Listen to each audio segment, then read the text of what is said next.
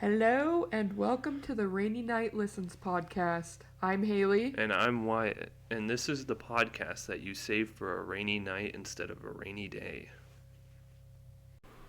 Alrighty. Today we're going to be talking about the St. Augustine Lighthouse. Have you ever heard of this before? No!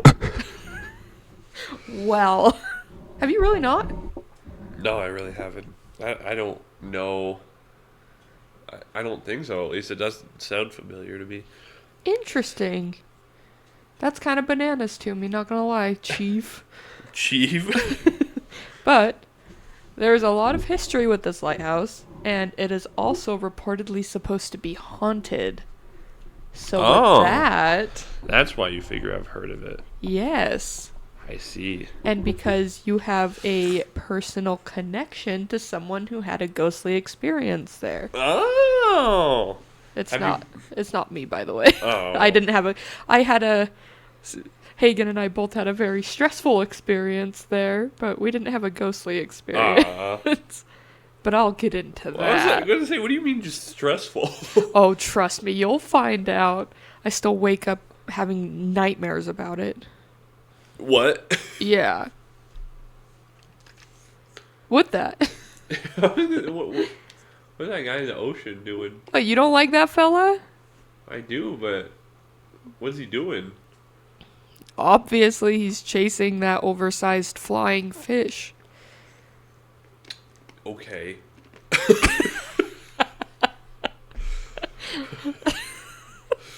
Anyways, in 1589, Giovanni Battista Bauzio, who was an Italian cartographer, made a map that depicted the raid of Sir Francis Drake on St. Augustine, Florida. Is that this map? Yeah. In this map, a wooden watchtower is referenced, which is the earliest depiction of a form of a tower being located at this spot. And I'm gonna be honest with you. Yeah. I stared at this map and had Google Maps pulled up for quite a while, and I cannot figure out where the watchtower was. Where is the tower? That's my best guess is that it's somewhere in here, based on like this portion of land that juts out into the water, or it's somewhere here, which I feel like here makes more sense. Yeah. Because it's where all of the ships are coming in. But there's also actually something here on the map. And so I don't know where, but apparently it was referenced, and it was also called a beacon in his writings too. And so that's how they knew kind of where to come in whenever they were attacking. Oh.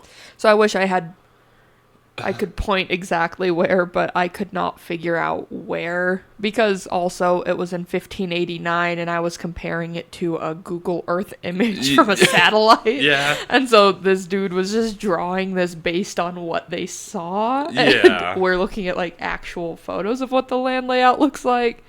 That's fair. And so yeah, it looks like it's down from one of these points, based on what I could see on Google Maps, but I may be wrong, too. Gotcha. But yeah, so that's the earliest known reference to some form of watchtower or lighthouse being present in St. Augustine, was all the way back in 1589. That is crazy. Which is insane. That is nuts. It was like at least 20 years ago. And also, if you ever get the chance, I would recommend kind of zooming in on this map, because it's got like these little animals that look hilarious. Like there's like an alligator over here, and then these look like pigs, but their legs are way too long. And then obviously our sea creature boy is pretty beautiful. I love as the well. really close up of the lizard guy. Right? It's kind of cool. In 1737, oh yeah. Have you heard of coquina before? I think so. Is it like a... It's that. Oh yeah. I'll save my thoughts until you tell me what it is, and then I'll tell you if it's what I was thinking or not. Deal. In 1737, in place of the wooden watchtower, a 30-foot tall watchtower made out of coquina was built. Okay, I was wrong. Oh.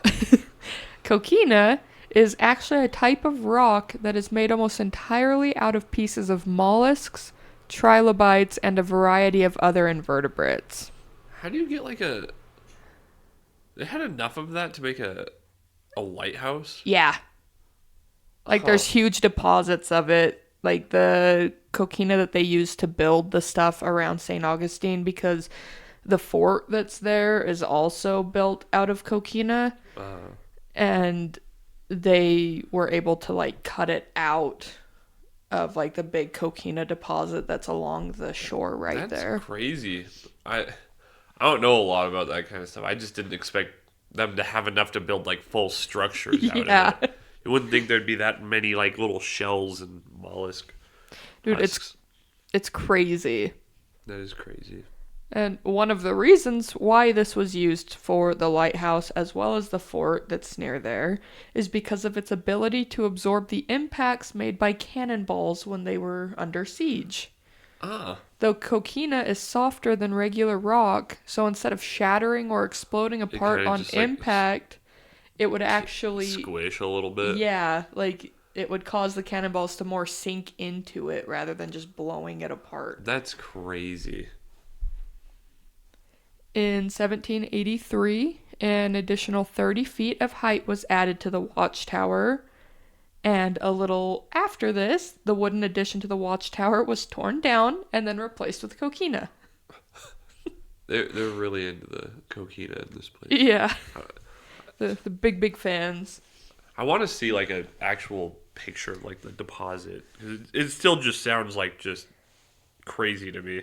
That's fair. I should have put one in, but we can pull one up after this and I can show you because it is kind of crazy. Again, in 1852, an additional 10 feet was added because of the number of ships that kept crashing because they couldn't see the light.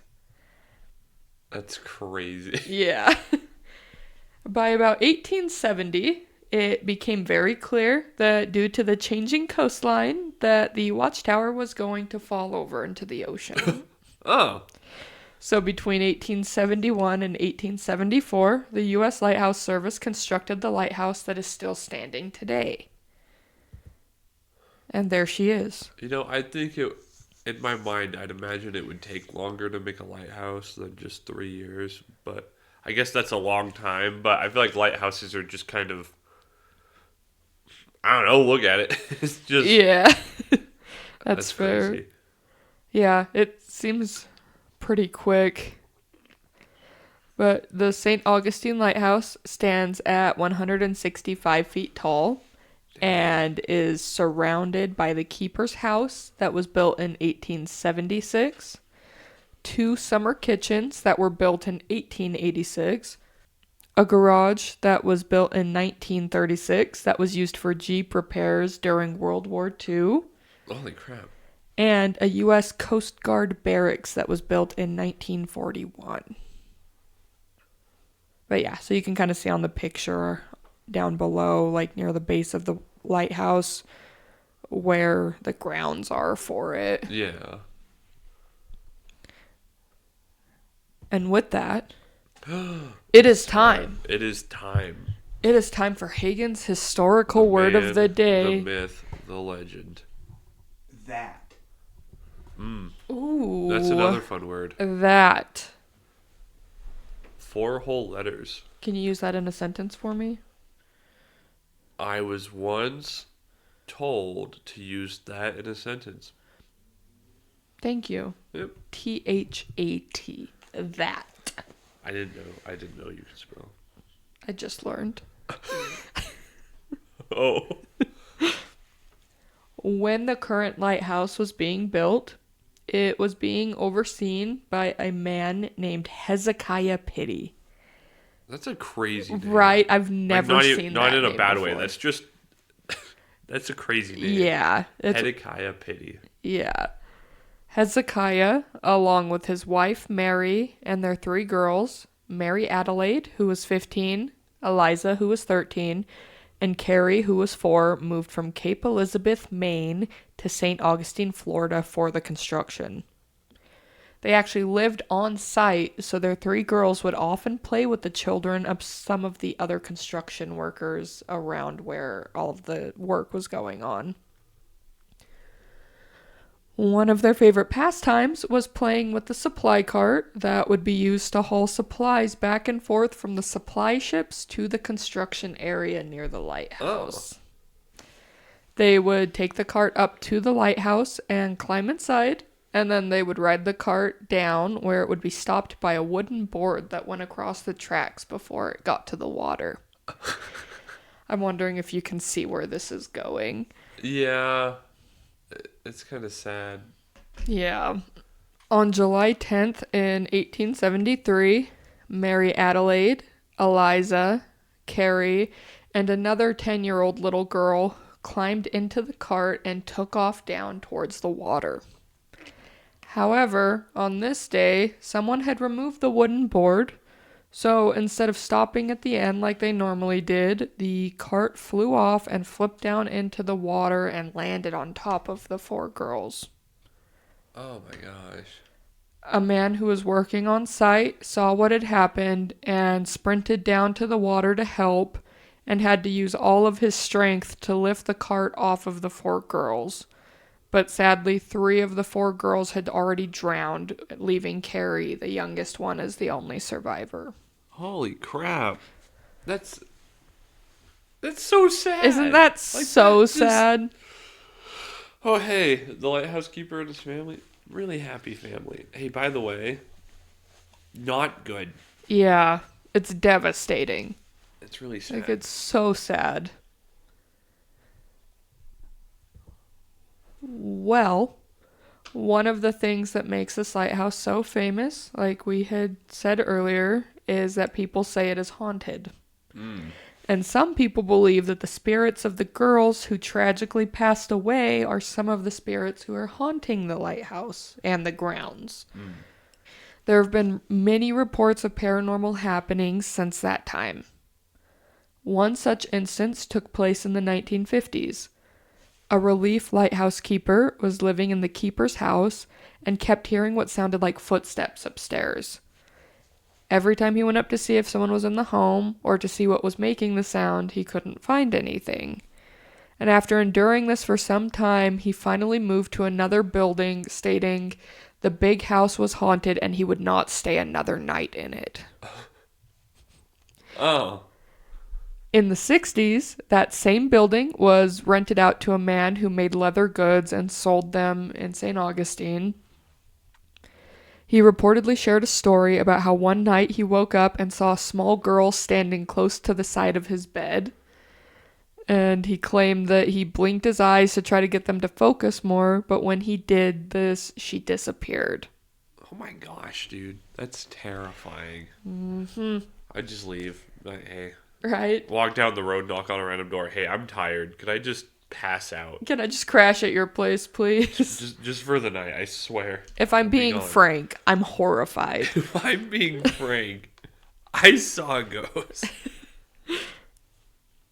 One night in more recent times, since the lighthouse became a museum where people could take tours, a staff member was closing the lighthouse late at night, and he states that he heard giggling coming from the top of the tower.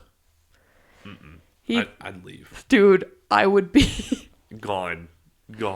So upset. He thought that maybe he had left someone behind, so he climbed all the way to the top, only to discover that no one was up there. Which, from this photo, it really is just like stairs and then like little landings all the way up to the top. And the stairs are pretty narrow going up. And so there's nowhere for someone to hide. Yeah, it's pretty obvious. You could look up, but like,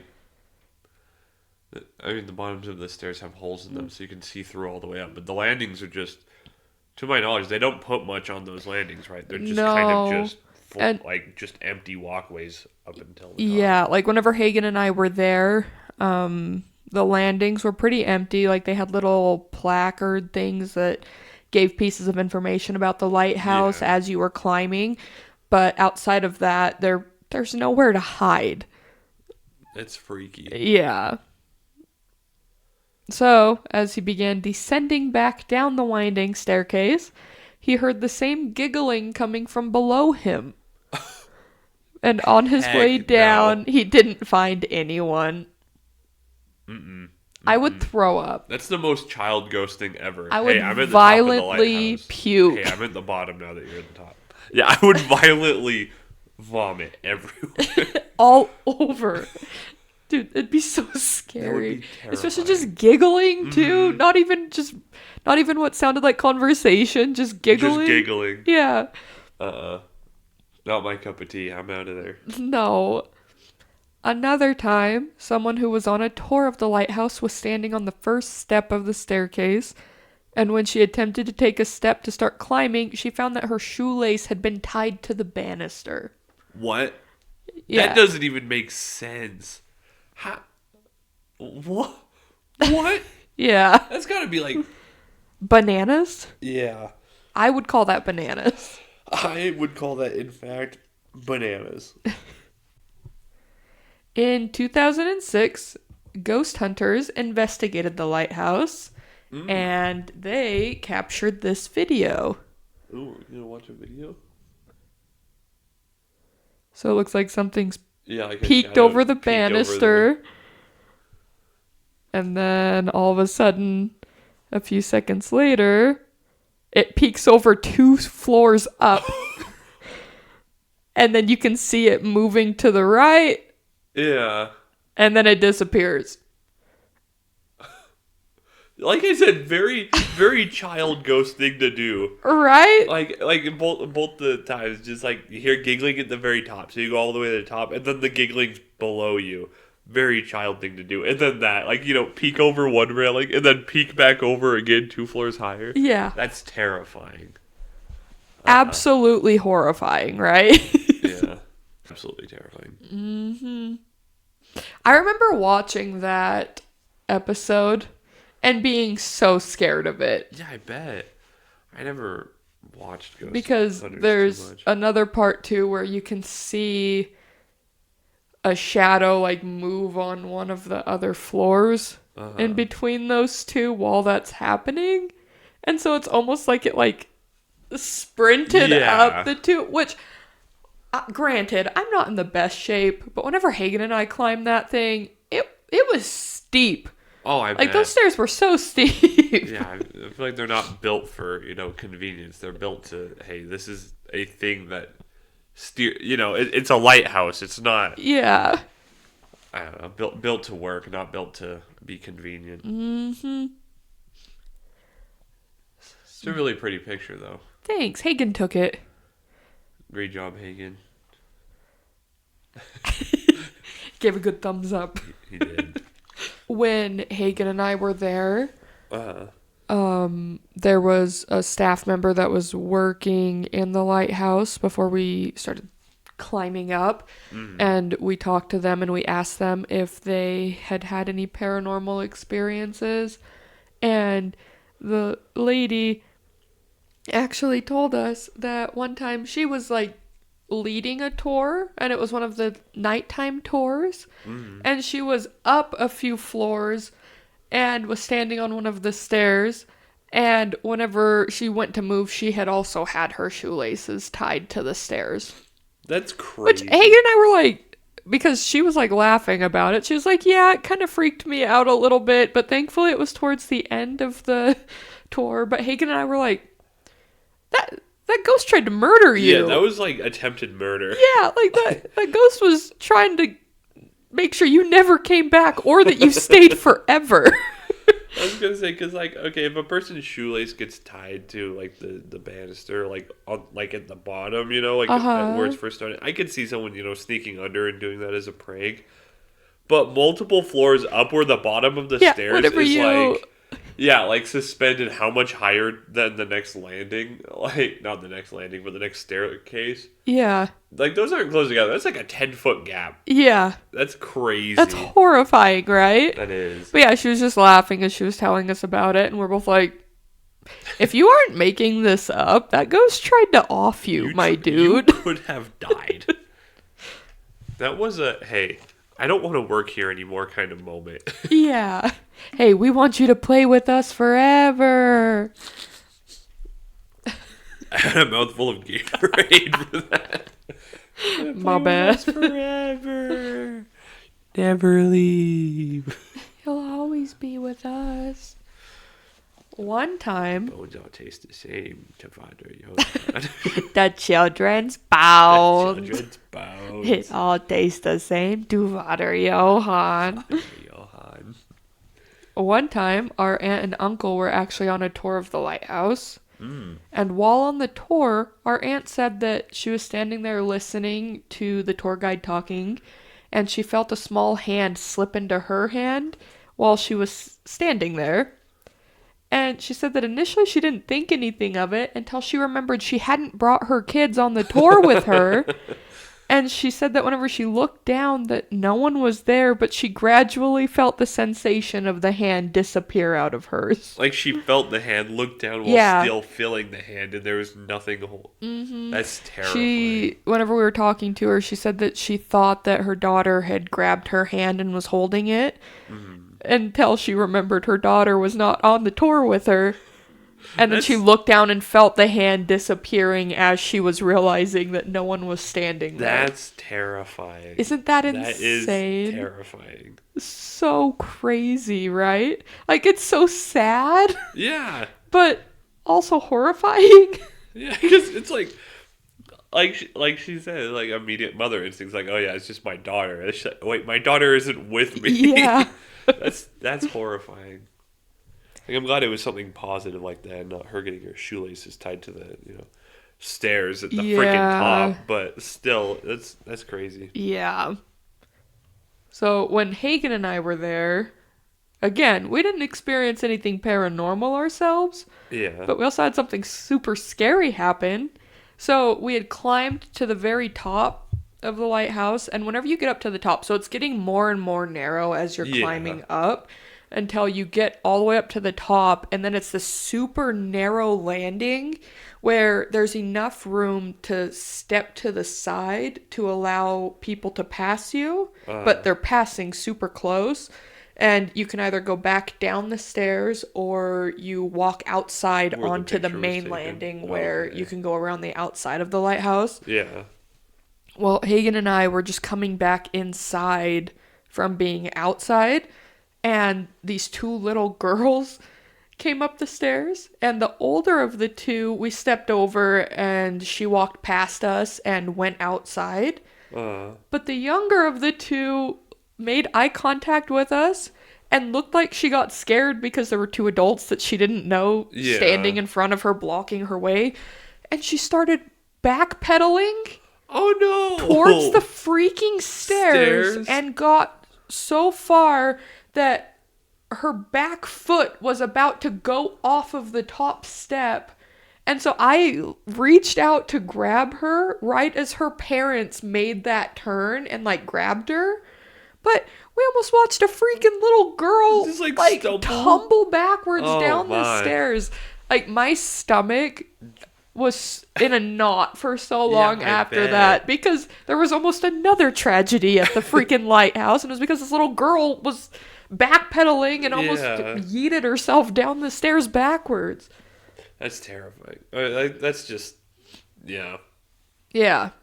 I'm glad her parents come walking up and catch her, but still, that's just, that could have been really unfortunate. It scared us so bad because we were like, that would have been so bad. Yeah. Because those stairs were so steep and so narrow that she would have just fallen down at least to the next platform.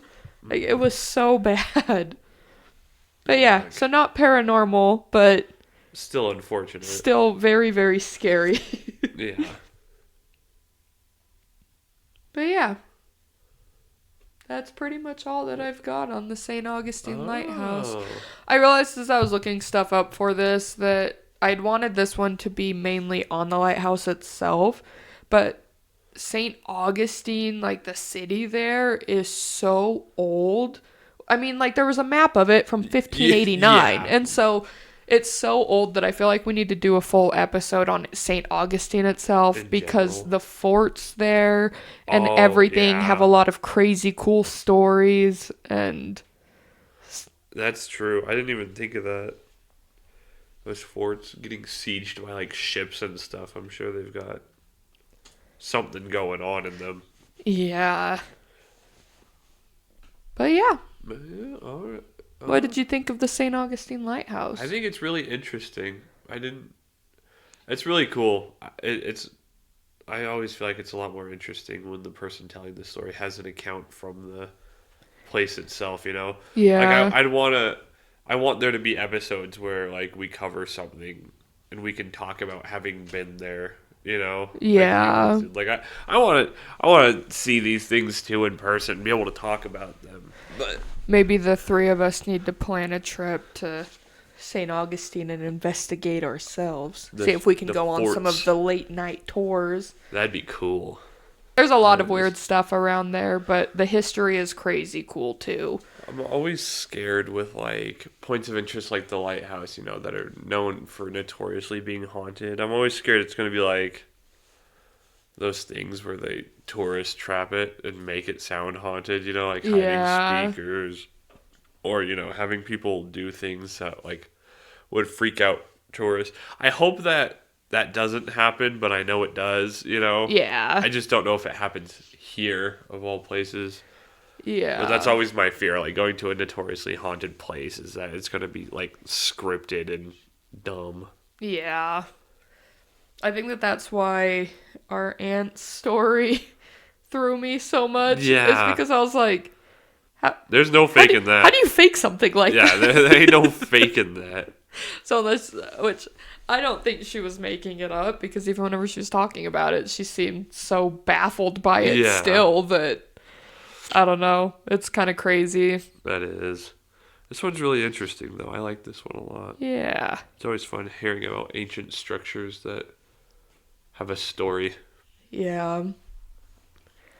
and that it replaced a wooden tower that was how tall? It was like I don't know. It wasn't super tall was though however because it tall, was and they small enough added, that like, people 20 kept on feet. crashing. Yeah, added like 20 feet, and then removed said 20 feet and replaced it with coquina. Yeah. And then added an extra 10 feet, and then they're like, oh, hey, it's going to fall into the ocean.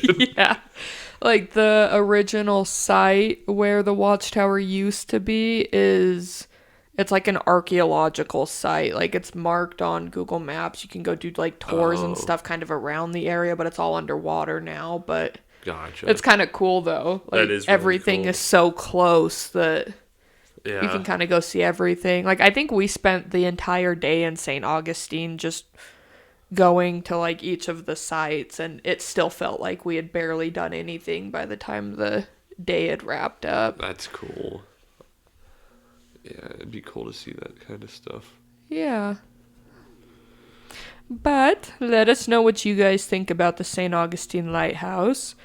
And definitely let us know if you or anyone that you guys know have had any paranormal encounters there. Yeah, We're that'd super be- interested to hear I about would them. love to hear them. Personally. Personally. Reading them in Personally, the comments. I'd like to hear it. Personally, it'd be really cool to hear those stories. Personally? Personally. Alrighty, until next time. Bye. Bye.